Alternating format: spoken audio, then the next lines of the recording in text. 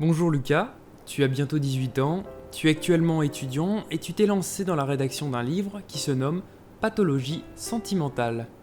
Donc c'est ton premier ouvrage, il raconte la rencontre de deux femmes, Constance et Mathilde, rencontre qui va les amener à se redécouvrir chacune. Alors la première question que j'aimerais te poser est la suivante. Donc cette histoire prend place au 19e siècle et finalement, est-ce que cette époque d'industrialisation n'est pas là aussi pour rappeler tes inspirations tels que Flaubert ou Zola? Si j'ai choisi cette époque, justement, c'est justement pour faire référence à Flaubert et Zola, parce que je trouvais ça important d'écrire dans une période qui était très dynamique. L'industrialisation, c'est une période où toute la ville bouge, où toute la ville est sale, il y a des endroits sombres, des endroits de lumière. Il y a toute la partie des quartiers de maisons closes, d'ouvriers. Il y a une vraie dispute, en fait, entre les classes sociales. Et c'est ça que je voulais représenter le plus dans mon roman. Quand on regarde les écrits de Zola, c'est une famille riche contre une famille pauvre en soi. C'était essentiel, je pense, dans mon écriture. Concentrons-nous davantage sur l'héroïne de ton roman, Constance. Comment la décrirais-tu? Telle une femme forte et ou une femme tragique? Pour moi, Constance, elle a les deux en elle. C'est-à-dire que c'est à la fois une femme forte et indépendante qui sait ce qu'il veut. Je veux dire, elle arrive à Paris euh, avec cette volonté d'être artiste, cette volonté d'être journaliste. Elle veut montrer qu'elle dépasse un peu les autres. D'ailleurs, elle n'arrive pas à se faire à l'idée qu'il y a un autre peintre dans son village qui, lui, est très connu. Elle n'arrive pas non plus à se faire à l'idée de diviser son héritage en deux avec une autre personne de sa famille. Elle a cette volonté un peu de domination féminine qui veut montrer qu'une femme sait se débrouiller seule. Mais elle a aussi cette partie tragique, cette partie de, de la femme sensible dans sa relation amoureuse avec Mathilde. C'est compliqué pour elle d'apprendre à l'écouter, d'apprendre à réagir. Elle est consciente de la fatalité qu'est leur couple tous les problèmes qui tournent autour. Donc c'est ce qui pour moi résume la partie tragique de Constance. Est-ce que la contrainte de l'époque t'a posé des problèmes pendant l'écriture avec le vocabulaire et les tournures de phrases? Le vocabulaire en soi m'a pas trop posé de problème parce qu'étant je lis énormément de romans du 19e siècle, du coup c'est une question d'habitude. La plus grande difficulté en fait c'est la documentation. C'est-à-dire qu'il faut aller chercher dans les archives, comparé à un roman de science-fiction où on peut complètement tout inventer. En fait, les faits sont réels et en fait, il faut les savoir par cœur. Je veux dire, c'est un moment très compliqué dans les royautés et les prises de pouvoir qui changent vraiment beaucoup. Il faut connaître toutes les rues de Paris, il faut connaître toutes les dates précises pour les tableaux, pour les peintres, pour les révolutions. Du coup, il faut aller se plonger en fait dans les. C'est ce que j'ai fait pour le village d'Ornans aussi, c'est aller se plonger directement dans les archives de la ville, quoi. Et pareil pour Paris, il faut aller regarder ce qui s'est passé avant. Combien de temps finalement a représenté ce travail de documentation?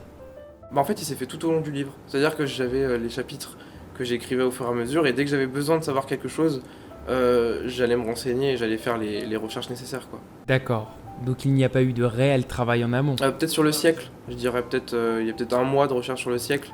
Et après, je dirais que c'est un peu une recherche qui a duré depuis bien avant, vu que j'avais lu énormément de livres du 19e, donc la recherche avait déjà commencé sans qu'on le sache, quoi. Et est-ce que tu pourrais nous citer quelques titres du 19e siècle?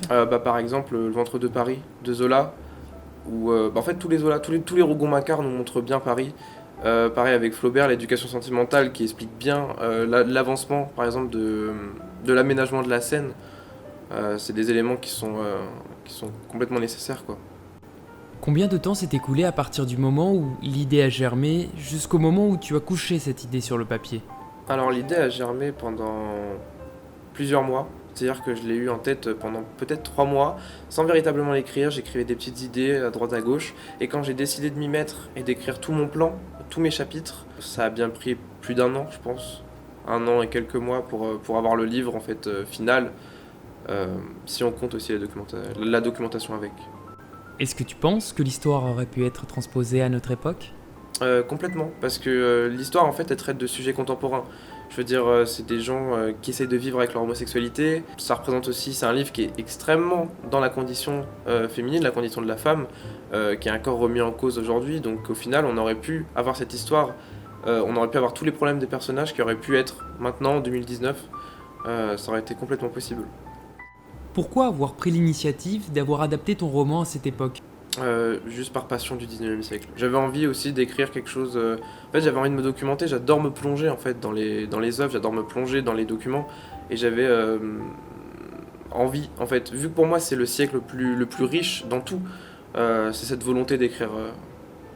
Et aussi cette volonté qu'on retrouve pas trop. L'homosexualité était un peu tabou, en fait, à ce siècle-là. Donc j'avais envie d'écrire un roman de quelque chose qui n'est pas tabou, qui l'est de moins en moins maintenant, à une époque où ça l'était un peu plus. Donc je te posais déjà tout à l'heure une question similaire à celle-ci. Mais combien de temps as-tu mis pour écrire ce roman au total? Eh ben, 1 an et quelques mois. C'est-à-dire qu'il y a eu peut-être un mois d'idées que je gardais dans ma tête et du coup que j'écrivais au fur et à mesure. J'ai dû prendre un bon mois, je pense, pour écrire la trame, en fait, parce que j'écrivais les chapitres, ce que je voulais dire dans le chapitre.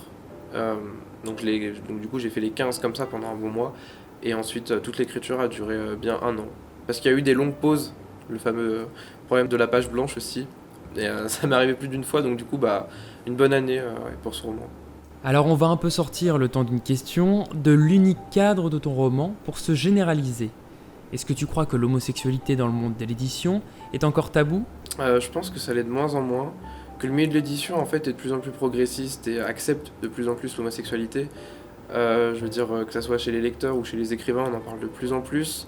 On les implique aussi de plus en plus dans nos histoires, qu'elles soient fictives ou réelles.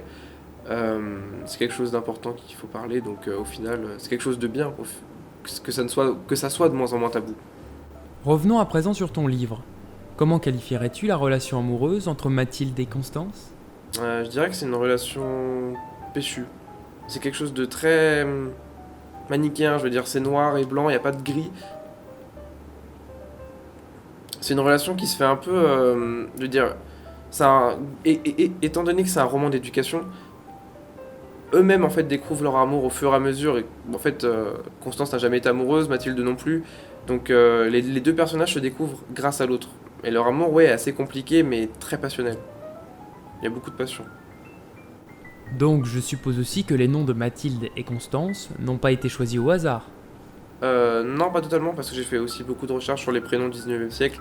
C'est simplement les prénoms qui étaient très utilisés à cette période.